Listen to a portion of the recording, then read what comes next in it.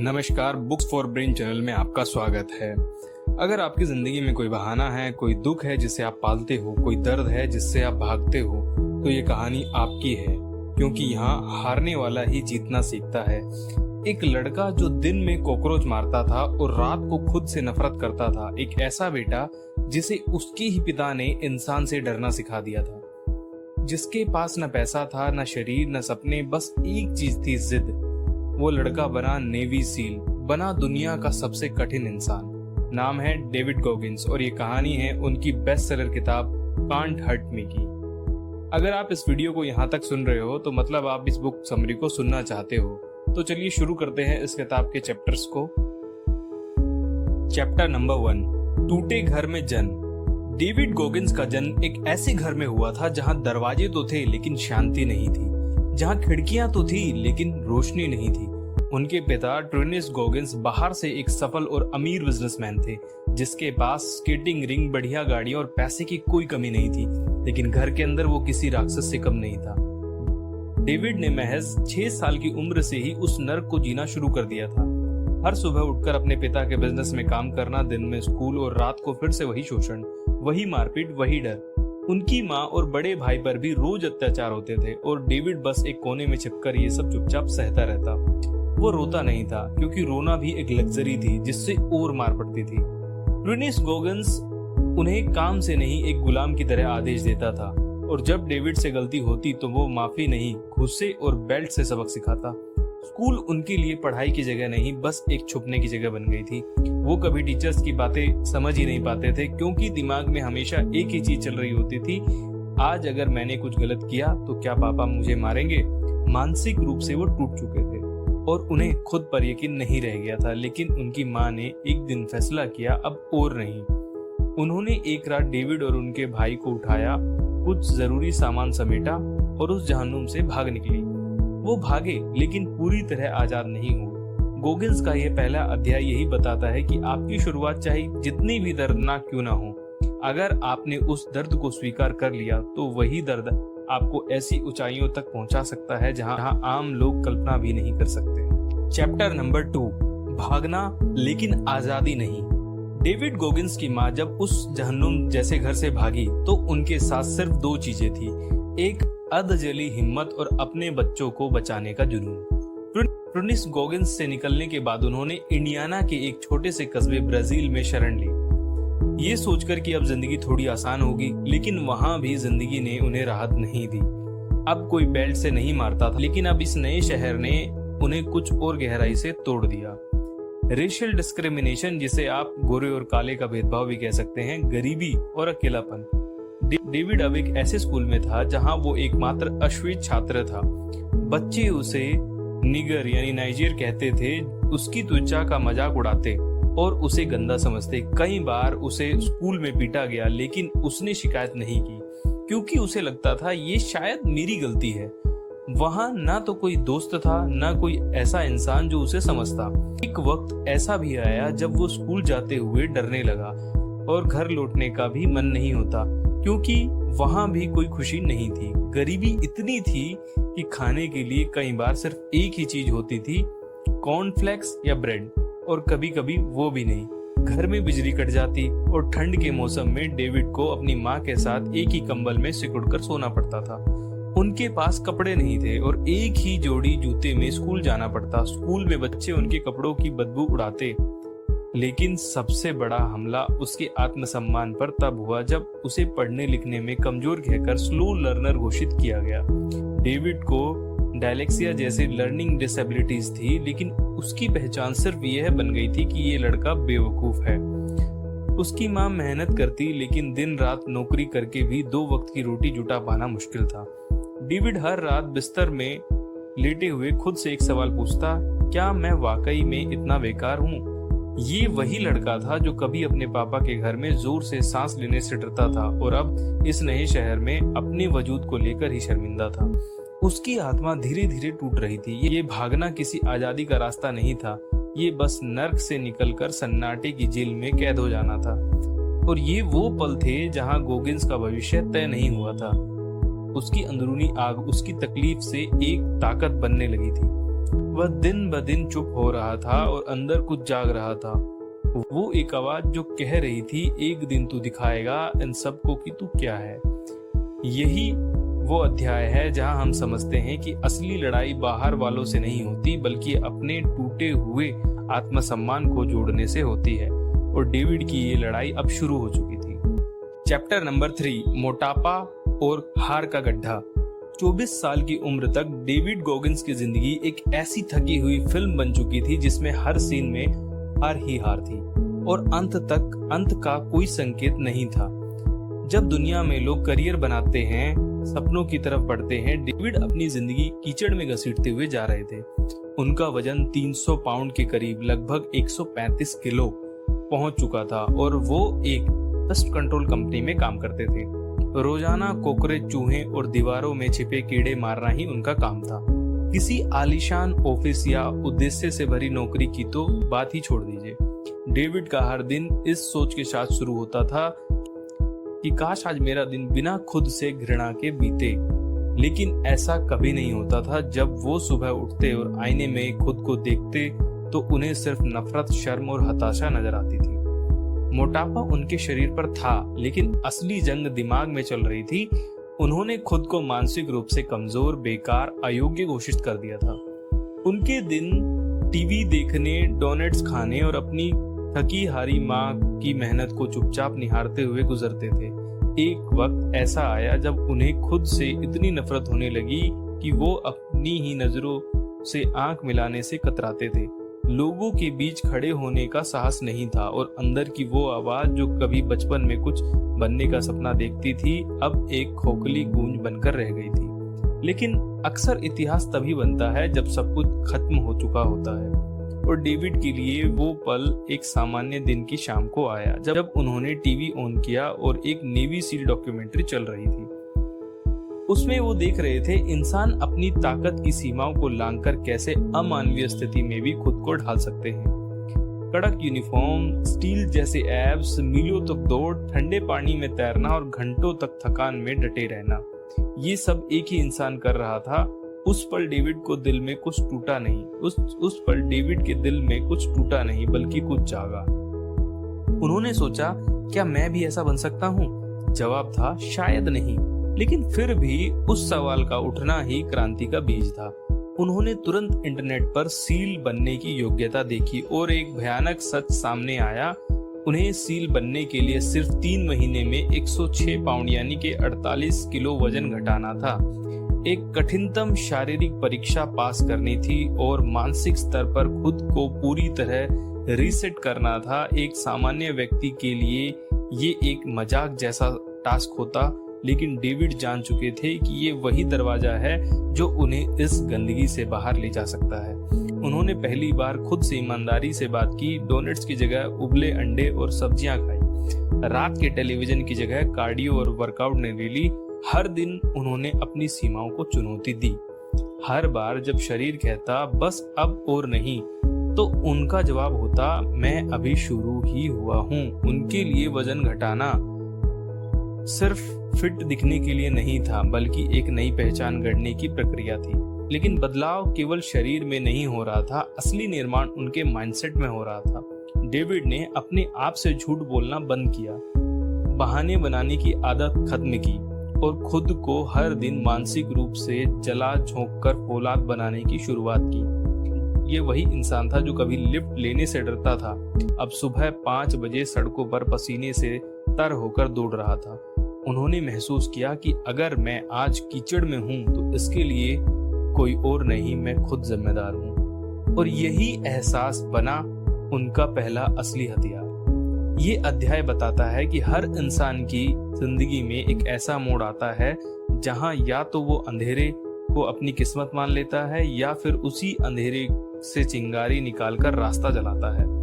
David ने रास्ते को चुना और एक ऐसा रास्ता जहां उन्हें खुद को हर दिन मारना था ताकि खुद के एक बेहतर वर्जन को जन्म दे सके। और इसी मोड़ से शुरू होती है डेविड गॉगिंस 2.0 की कहानी, जहां कमजोरी अब गाली नहीं, एक रॉ मटेरियल थी ताकत बनाने के लिए। चैप्टर नंबर 4, 106 पाउंड 90 दिनों में। जब डेविड गॉगिंस ने नेवी सील बनने की ठानी तब उनकी शारीरिक स्थिति उस लक्ष्य से बिल्कुल विपरीत थी। उनका शरीर भारी, सुस्त और थका हुआ था और उनकी फिटनेस पूरी तरह रसातल में जा चुकी थी। लेकिन तब उन्होंने सील के रिक्रूटमेंट स्टैंडर्ड देखे। पहली नजर में ही वो आंकड़े किसी असंभव परीक्षा जैसे लगे।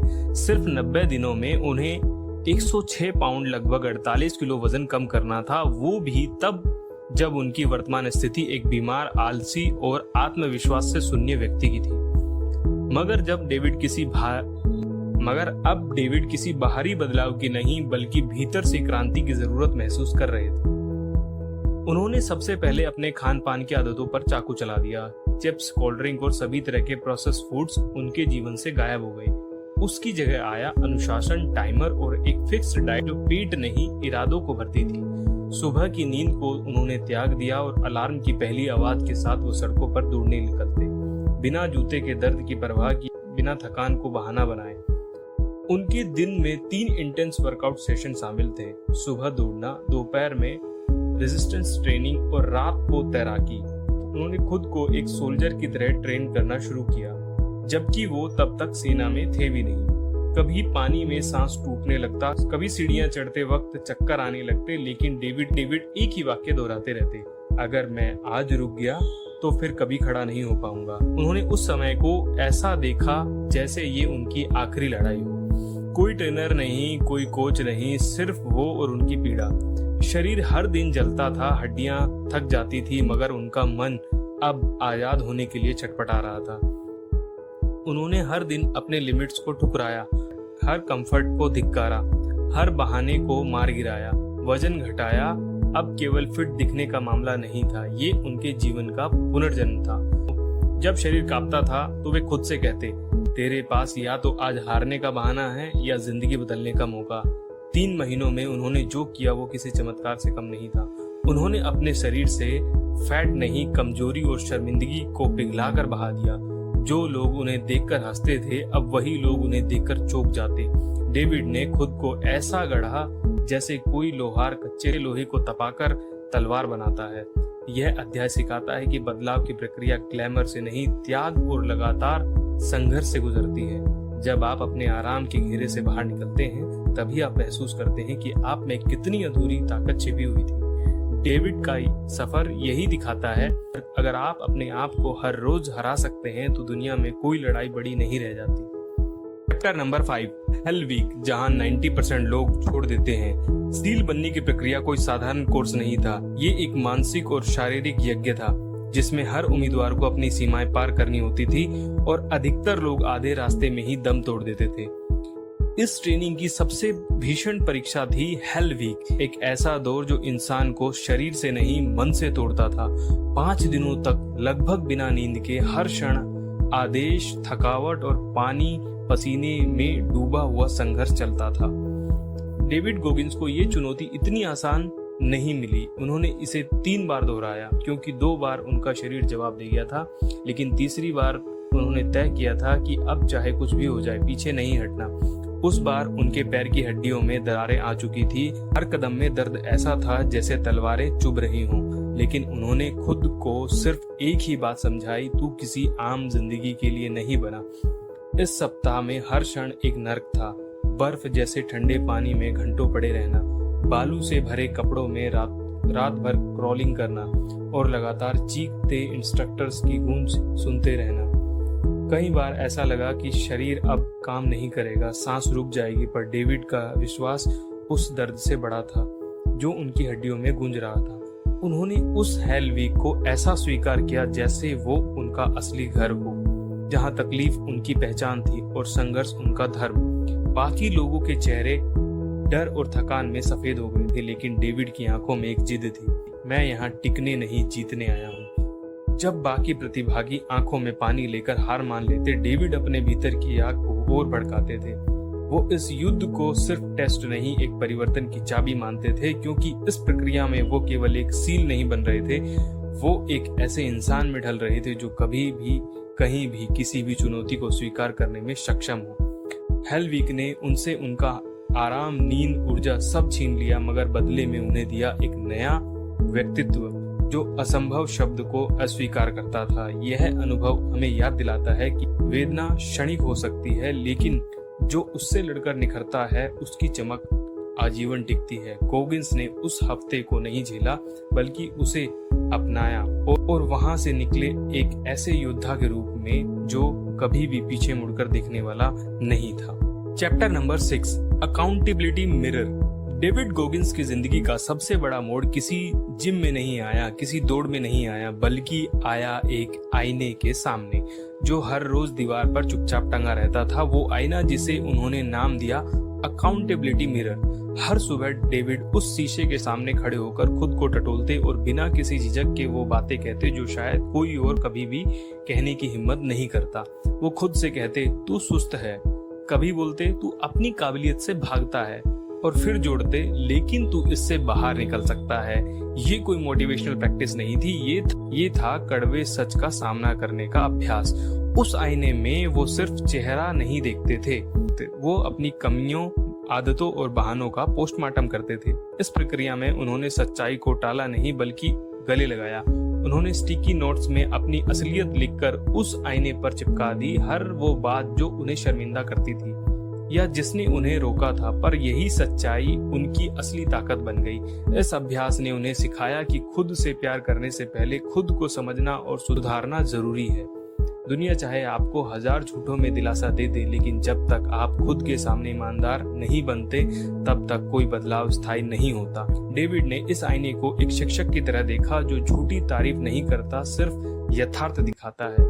हर दिन उन्होंने अपने दोष गिनकर उन्हें सुधारने की रणनीति बनाई। कोई ब्लेमिंग नहीं, कोई विक्टिम कार्ड नहीं, सिर्फ एक्शन और क्लियरिटी। इस चैप्टर की गहराई ये सिखाती है कि आत्मसम्मान का बीज सच्चाई की जमीन पे ही पनपता है। खुद से सच्चा होना आसान नहीं होता, लेकिन यहीं से असली परिवर्तन शुरू होता है। गोगिंस की यह आईना प्रथा कोई साधारण आदत नहीं थी, बल्कि उनके विकास का स्तंभ बनी। क्योंकि जब आप खुद से छिपना बंद कर देते हैं तो आपकी ऊर्जा बिखरती नहीं, केंद्रित होती है, और वही ऊर्जा आपको वहां ले जाती है जहां दूसरों की नजर भी नहीं पहुंचती। Chapter number 7, the cookie jar technique. जिंदगी में ऐसे पल आते हैं जब शरीर जवाब देने लगता है, सोच थम जाती है और दिल में हार की आवाज तेज होने लगती है। डेविड गोगिंस के लिए ये कोई अनजान स्थिति नहीं थी। कई बार वो उस मोड़ पर पहुंचे जहां रुक जाना आसान लगता था, लेकिन तब उन्होंने एक मेंटल टेक्निक अपनाई जिसने नाम दिया कुकी जार। ये कोई असली जार नहीं था, बल्कि उनके भीतर बसा एक मानसिक खजाना था, जिसमें उन्होंने अपने जीवन की सारी कठिन उपलब्धियां, जीते गए संघर्षों और पार की गई बाधाओं को समेट कर रखा था। जब भी वो टूटने लगता, वो उस अदृश्य जार का ढक्कन खोलते और एक एक करके उन यादों को निकालते, जैसे बचपन की हिंसा से बाहर निकलना, हेल वीक को पूरा करना, 100 मील की अल्ट्रा रेस पूरी करना या नेवी सील बनाना। ये घटनाएं उनके लिए सिर्फ बीते हुए किस्से नहीं थे, बल्कि जीवित प्रमाण थी कि वे कितनी बार असंभव को संभव बना चुके हैं। हर बार जब वो थक कर गिरने लगते तो वे खुद से कहते, क्या तू भूल गया कि तू किन किन तूफानों से गुजर चुका है? और बस इतना याद करना ही उन्हें फिर से खड़ा कर देता। कुकी जार उनकी स्मृति शक्ति का नहीं, आत्मविश्वास का स्टोर हाउस था, जहां आम लोग अपनी कमजोरियों को याद रखते हैं। डेविड ने सीखा कि पुरानी सफलताएं भी एक हथियार बन सकती हैं। इस आदत ने उन्हें हर मुश्किल घड़ी में खुद की ताकत का प्रमाण पत्र दिया। ये कोई बाहरी प्रेरणा नहीं थी, ये भीतर की गहराई से निकलने वाली ज्वाला थी, जो बार बार उन्हें उठने का कारण देती थी। इस अध्याय की खूबसूरती यही है कि यह हमें सिखाता है हर बार नई प्रेरणा ढूंढने की जरूरत नहीं। कभी कभी अपने बीते हुए अंधेरे में भी वो रोशनी छुपी होती है जो दोबारा रास्ता दिखा सकती है। गोगिंस की कुकी जार कोई फैंसी टेक्निक नहीं थी, बल्कि एक सादगी भरा तरीका था खुद को ये याद दिलाने का कि अगर पहले संभल गया था तो अब भी संभल सकता हूँ। और यही मानसिक दोहराव उनकी एंड्योरेंस का ईंधन बन गया। चैप्टर नंबर 8, 100 मील दौड़ बिना ट्रेनिंग। कभी कभी जिंदगी आपको ऐसे इम्तिहान में खड़ा कर देती है जहां आपके पास न अनुभव होता है न तैयारी, सिर्फ जिद होती है। डेविड गोगिंस ने जब 100 मील की अल्ट्रा मैराथन में भाग लेने का फैसला किया तो उनके पास कोई रनिंग प्लान नहीं था, कोई डाइट चार्ट नहीं, न ही कोई रिकवरी स्ट्रेटजी। ये फैसला किसी साहसिक रोमांच के लिए नहीं था, बल्कि खुद को परखने की आखिरी कोशिश थी। उन्होंने बिना किसी स्पेसिफिक एंड्योरेंस प्रैक्टिस के इस भीषण चुनौती को स्वीकार किया। ऐसी दौड़ जिसे एलीट एथलीट भी महीनों की प्लानिंग से टैकल करते हैं। शुरू के कुछ मील जैसे तैसे निकले, लेकिन 50 मील पार करते ही उनका शरीर धीमे धीमे जवाब देने लगा। 70वें मील पर स्थिति इतनी बिगड़ चुकी थी कि उन्हें उल्टी होने लगी। डायरिया ने उनके शरीर को निर्जलित कर दिया, पेशाब में खून आ रहा था और पैर की उंगलियां सूजकर नीली पड़ चुकी थी। उनकी एड़ियों में खून जम चुका था और हर कदम उठाना ऐसा लगता था जैसे वो अंगारे पर चल रहे हैं। मेडिकल हेल्प लेने की स्थिति थी, लेकिन डेविड के लिए ये रेस मैदान की नहीं, आत्मा की लड़ाई थी। उन्होंने खुद से कहा, अब नहीं दौड़ रहा हूँ, अब खुद को दोबारा से गढ़ रहा हूँ। दर्द उनके लिए स्टॉप साइन नहीं था, बल्कि एक दरवाजा बन चुका था उस नए इंसान की ओर जो अभी तक उनके अंदर बंद था। बचे हुए 30 मील उन्होंने सिर्फ हिम्मत और यादों की ताकत से पूरे किए। हर कदम पर एक चुभन, हर मील पर एक युद्ध। कोई चीयर लीडर नहीं, कोई कैमरा नहीं, बस खून से सने हुए जूते और मन में अड़िग विश्वास। उन्होंने वो रेस नहीं जीती, लेकिन खुद को हारा भी नहीं बनने दिया। इस अध्याय में हमें जो सबसे गहरी बात मिलती है वो ये कि जब शरीर थक जाता है तब असली आत्मा जागती है। जिस क्षण आप सोचते हैं कि अब और नहीं, वहीं से उस इंसान की उत्पत्ति होती है जो भीड़ से अलग, समय से ऊपर और औसत सोच से बहुत आगे होता है। गोगिंस ने ये दौड़ किसी मेडल के लिए नहीं की थी, ये दौड़ थी आत्म आग की परीक्षा, जिसमें हारने का मतलब था दोबारा उसी डर की जेल में लौट आना जिससे वो भागे थे, और जीतने का अर्थ था एक ऐसी पहचान पाना जिसे कोई छीन नहीं सकता। Chapter number 9, the 40% rule.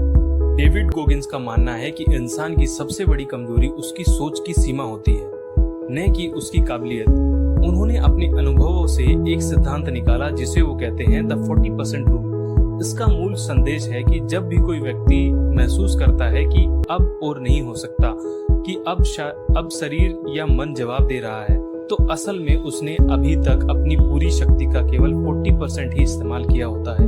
बाकी का 60% अभी भी सोया हुआ होता है, छिपा हुआ, दफन और अनछुआ। यह नियम उन्होंने किसी किताब से नहीं पढ़ा, बल्कि हर मील, हर चोट और हर चुनौती में जीकर सीखा।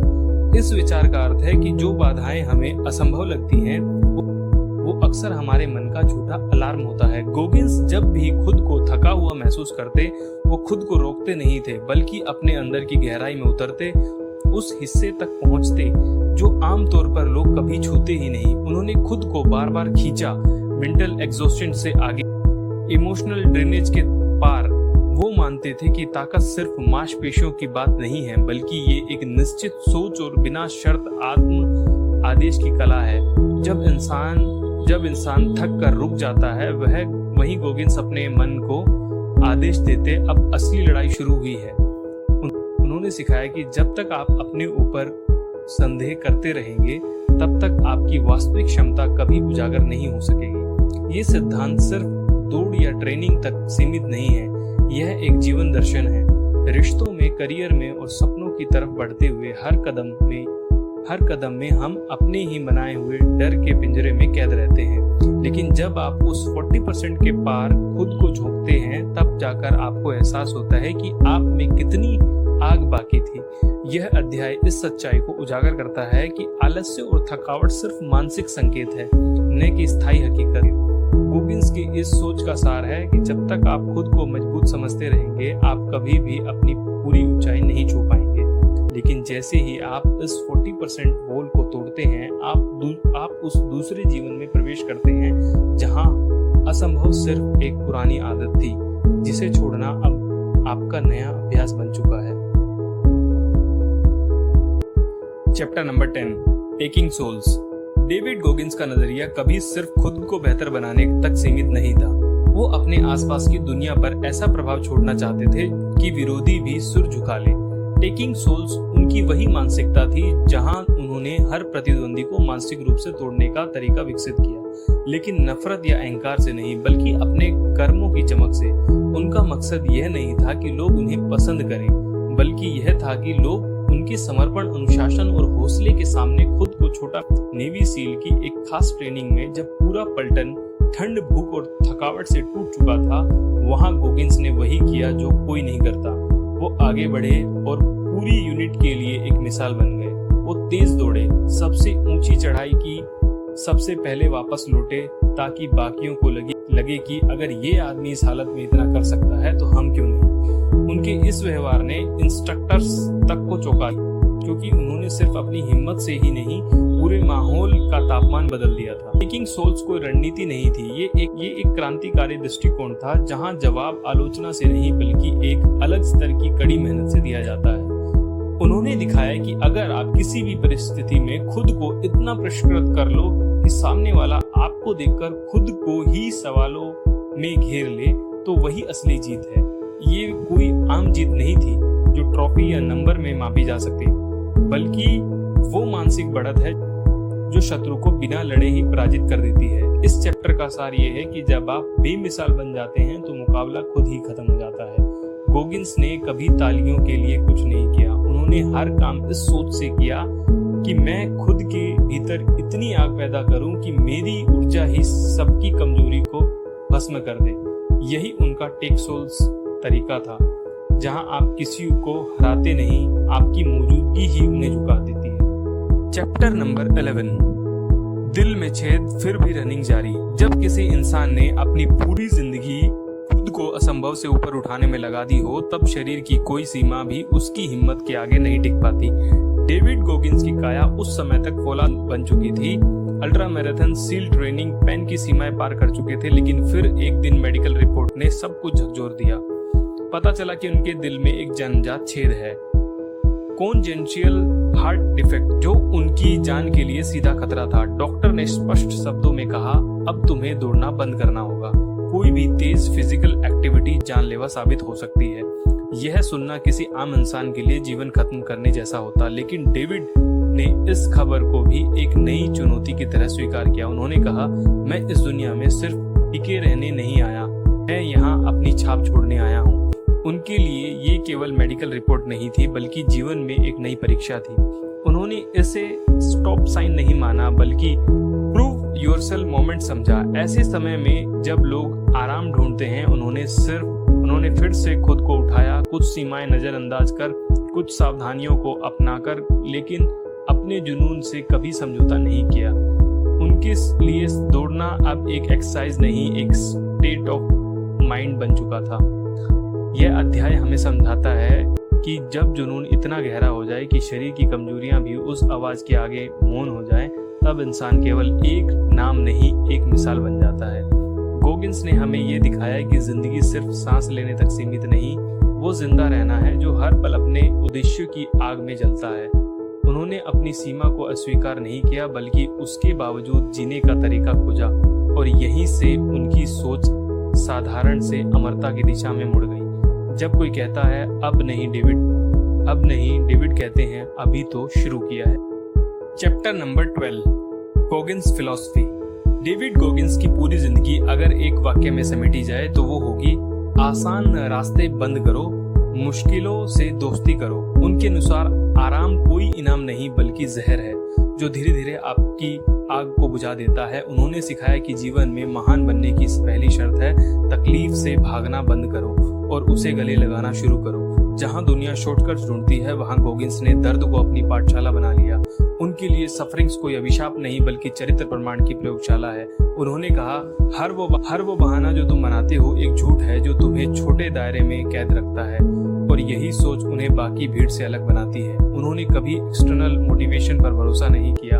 उनका ईंधन था, अपने अंदर की गंदगी को देखें और उसे रोज थोड़ा थोड़ा साफ करते जाओ। गोगिंस की फिलॉसफी कोई कोट्स या मोटिवेशनल वीडियो तक सीमित नहीं है। ये एक कच्चा, खुरदरा और बेबाक दर्शन है, जिसमें सुधार का कोई आरामदायक कोना नहीं होता। उनके लिए ग्रेटनेस का रास्ता खुद को हर रोज मिरर में घूरकर यह पूछने से शुरू होता है, क्या मैं आज सच में अपनी पूरी पोटेंशियल के साथ जिया? और अगर जवाब नहीं है तो अगला दिन पहले से ज्यादा कठिन बनाना ही उनकी जीत की परिभाषा है। गोगिंस ने यह नहीं कहा कि दर्द जरूरी है, उन्होंने ये कहा कि दर्द के बिना असल पहचान संभव नहीं है। एवरेज लोग तकलीफ से बचने के रास्ते तलाशते हैं, लेकिन लेजेंड्स वही बनते हैं जो तकलीफ को अवसर में बदलना जानते हैं। स्टे हार्ड उनके लिए कोई नारा नहीं बल्कि एक दैनिक युद्ध का मंत्र है। ऐसा मंत्र जो हर उस लम्हे में ताकत देता है जब दुनिया पीछे हट जाती है। गोगिंस की फिलॉसफी हमें ये याद दिलाती है, अगर तुम उस तकलीफ से लड़ने के लिए तैयार हो जो किसी को नजर नहीं आती, तो तुम वो बन सकते हो जो किसी ने देखा नहीं है। तो दोस्तों, ये थे इस amazing book can't hurt me के बेहतरीन चैप्टर्स। डेविड गोगिंस की कहानी कोई सुपर हीरो की काल्पनिक कथा नहीं है। ये उस इंसान की असली जंग है जो बचपन में टूट गया था, लेकिन फिर अपनी ही राख से खुद को फिर से गढ़ा। उसने हमें सिखाया कि दर्द भागने की चीज नहीं है, ये आपकी असली ताकत से मिलवाने का दरवाजा है। हम सबके अंदर वो 100 मील की दौड़, वो हेल वीक, वो मिरर और वो कुकी जार मौजूद है, लेकिन हम में से ज्यादातर लोग उन्हें कभी खोलते ही नहीं, क्योंकि डर, बहाने और आराम की चादर ओढ़ चुके हैं। गोगिंस ने दिखाया कि बदलाव किसी ट्रेनर, किसी मोटिवेशनल स्पीकर या किसी जादू से नहीं आता। वो आता है तब जब आप अपनी कमजोरियों की आंख में आंख डालकर कहते हो, अब मैं खुद को छोड़े बिना जीऊंगा। ये किताब सिर्फ एक इंसान की जीत की कहानी नहीं है, ये एक आईना है जिसमें हर कोई खुद को देख सकता है।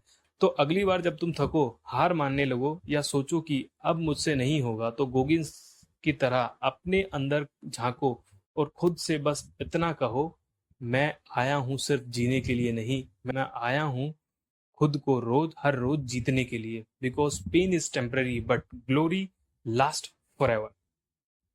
Stay hard. थैंक यू दोस्तों इस बुक समरी को सुनने के लिए। अगर आपको ये बुक समरी अच्छी लगी तो इस चैनल को सब्सक्राइब करें, इस वीडियो को लाइक करें और ये वीडियो उन सभी लोगों तक शेयर करें जो कहीं ना कहीं आज भी अपनी असली ताकत को नहीं जान पाते हैं और वो हमेशा पेन को परमानेंट मान के बैठ जाते हैं, जबकि पेन हमेशा टेम्परेरी होता है। Thank you.